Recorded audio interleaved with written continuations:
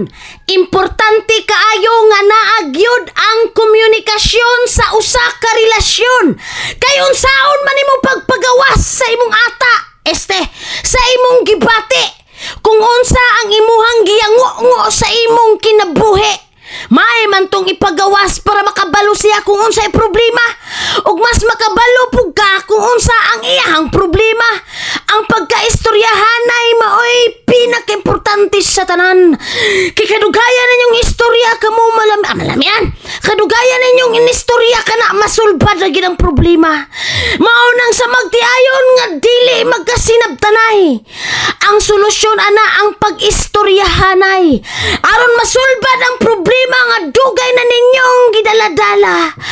Ang bitay nga tapay-tapay ug ang lagay nga bitay dili na siya magproblema. Yun.